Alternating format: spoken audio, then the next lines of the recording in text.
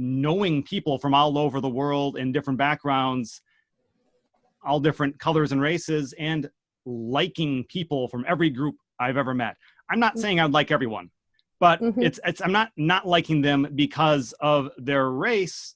There's white people I don't like either. I like good people, and when good people are being harmed by a system, I'm fighting for them. If even if there are bad people being harmed by a system, I don't care. I want to help the good people being harmed. Justice for all, you know, and justice should mean justice. If you are a bad person doing bad things, you should be able to be tried fairly and face justice. Like, if you are a good person doing bad things or a good person doing good things, like, everyone is it's just us doing what we can, and we should be facing justice.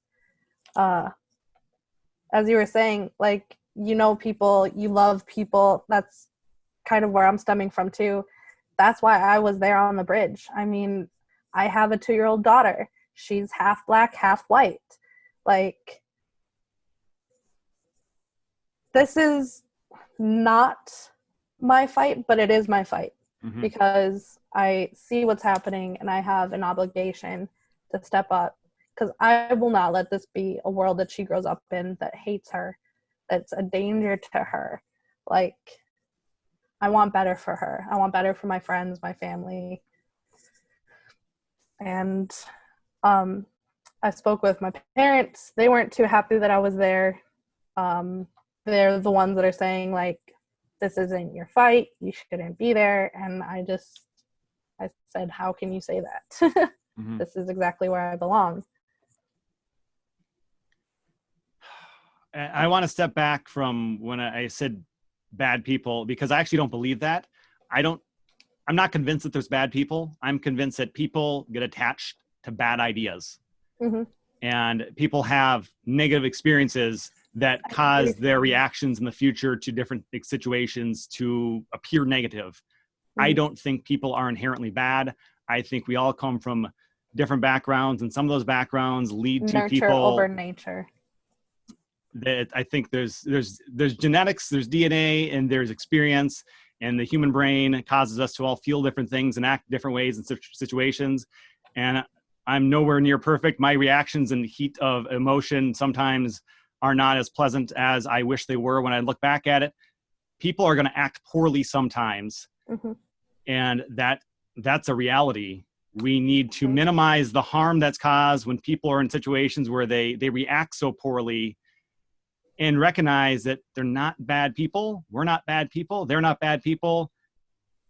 They bad things may have happened. Bad behavior based on either bad ideas or bad experiences in the past.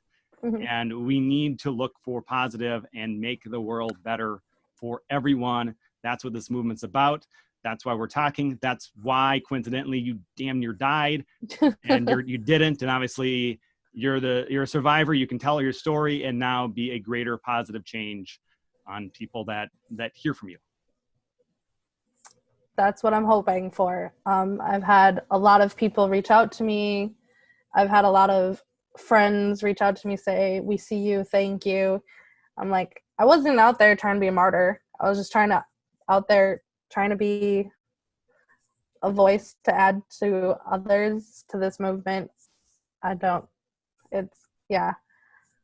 as you were actually, segueing back, you were saying you might have some Black acquaintances or people you know on your podcast. I was actually having one of my friends called me, and he expressed concern about what had happened. And he told me that, like, coworkers, because he was out on the bridge too, but he actually left like 3 or 4 minutes before the semi came through. And he's had coworkers reach out to him, ask him how he's doing. And he's like, now you guys want to talk to me? We'll keep this professional. We'll keep this at work. But, like, I'm not ready to have a conversation with you right now. He's just angry. And I've heard that sentiment echoed by quite a few people. It's just like, this is our time now, but, like, we're angry, we're hurt. We don't want to talk. We just want action, kind of thing. So a lot of people are feeling a lot of different ways about all of this. I don't know. I felt it's like that was worth a mentioning. time for more conversations, different conversations, but It's time to be respectful. be respectful. But I guess my encouragement to anyone, no matter their background or point of view, is let's have these tough conversations and have them in a way where we're very respectful and we listen, because even people with bad ideas, they've bought into them for a reason, and maybe it's not a bad reason that's led them to a bad idea. And if we can really understand and hear people, and they can really understand and hear us, then you can actually get to the point where the emotions calm down and you can feel like, okay, I don't dislike this other person that disagrees with me.